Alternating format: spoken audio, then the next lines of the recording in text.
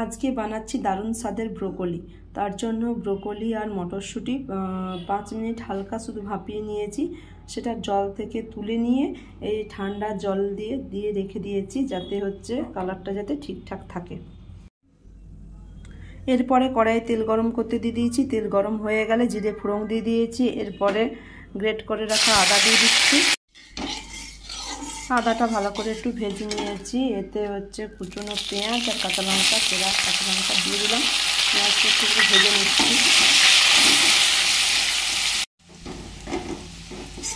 পেঁয়াজটা লাল করে ভাজা হয়ে গেছে। এতে কুচনো টমেটো দিয়ে দিচ্ছি। নুন, হলুদ, ধনে গুঁড়ো, জিরে গুঁড়ো আর কাশ্মীরি লঙ্কার গুঁড়ো দিয়ে দিচ্ছি। মশলাটা ভালো করে ভেজে নিচ্ছি। মশলাটা আমার ভাজা হয়ে গেছে। এরপরে এতে নুন হলুদ দিয়ে সেদ্ধ করে রাখা আলুটা দিয়ে দিচ্ছি। এর সাথে সেদ্ধ করে রাখা ব্রোকলি আর মটরশুঁটিটা দিয়ে দিতাম। আলুর সাথে আর মশলার সাথে ভালো করে ব্রোকলিটা মিশিয়ে দিয়েছি। এবারে ব্রোকলি সেদ্ধ করে রাখা জলটা দিয়ে দিচ্ছি। উপর থেকে ধনেপাতা আর গরম মশলা দিয়ে নামিয়ে নেব।